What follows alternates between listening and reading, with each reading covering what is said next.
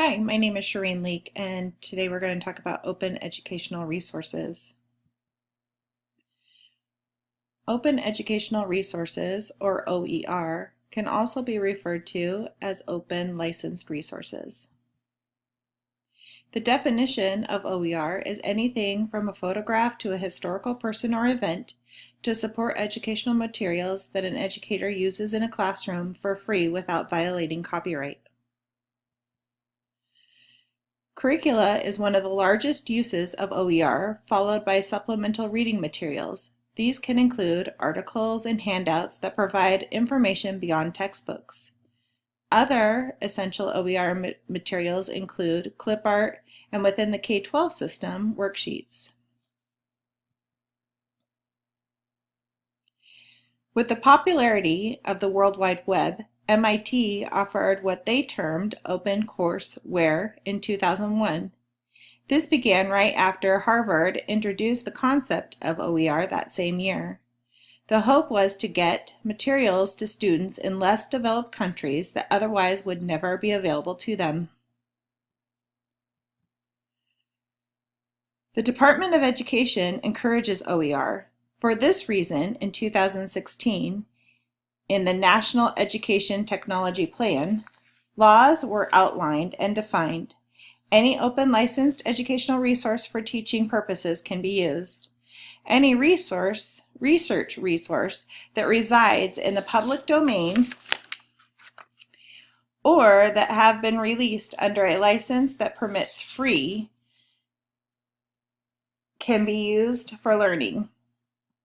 Additionally, these resources can be reused, modified, and shared with others. Furthermore, open licensed resources can include complete online courses, digital textbooks, videos, and assessment items needed for teaching. To any e-learning field, there are always negatives to address. Assessing the negatives when it comes to OER, there are two that seem to come to the top. Money that is spent by the individual who create the materials with no compensation in sight, and the cost to students in printing and downloading fees and technology fees.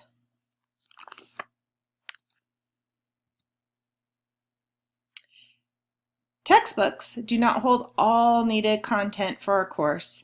Spending large sums of money on a textbook that is often not up to date and still needed to be subsidized by other materials just adds to the high cost of higher education with no extra financial burden for compensation. OER can be a low-cost way for supplement reading materials needed for course content. Additionally, OER levels the playing field by providing access to high-quality learning materials to all students. Open education resources also gives teachers back creativity to their teaching profession by enabling them to adapt, customize the learning materials to meet the needs of their students without breaking copyright laws.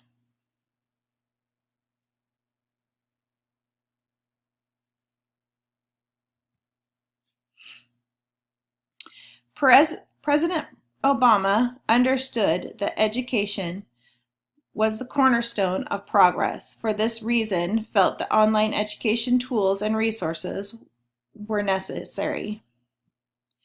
The Go Open campaign was launched in 2015 to help educators and students freely and legally access, reuse, and adapt educational resources.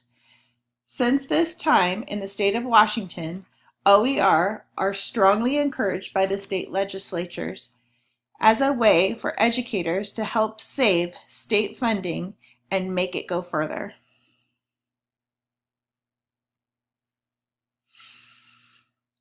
Faculty and teachers are on the front lines, so to speak, of using OER. Therefore, access should be designed for their use in mind.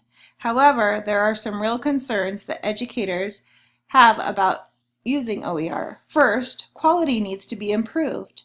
The quality and breadth of what is available to educators will need will need to at least match what is available in print. Traditional publishing is having trouble keeping pace and is losing ground to OER. Therefore, as long as quality is there, educators will start to migrate in that direction. Secondly, with traditional materials support, materials are often included like tests, homework, assignments, and discussion questions. These are support materials that educators desire and need. This is one area that needs to be improved in OER. Lastly, OER materials need to be much easier to find and adapt. Instructors have limited planning time, and using that searching the web is frustrating when coming up empty or when what you find has no common platform, pricing schemes, or not supported by all technology. These barriers make traditional materials look more appealing to instructors.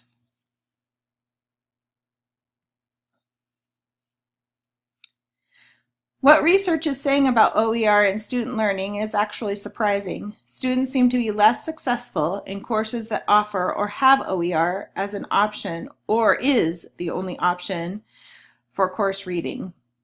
It seems that student success is higher when they have an actual printed book or article in hand that they can highlight, underline, or make notations in. While the research is clear about the decline of success, the reason behind why students are less successful is not as clear and is still being researched.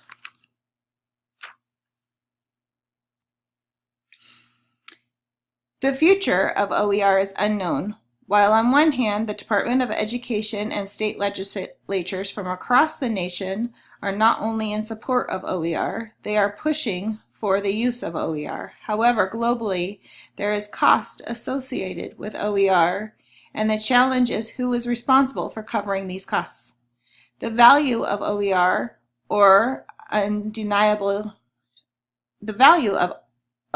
is undeniable, yet with no responsibility for who will fund the open resources and creators losing money, the future is unknown.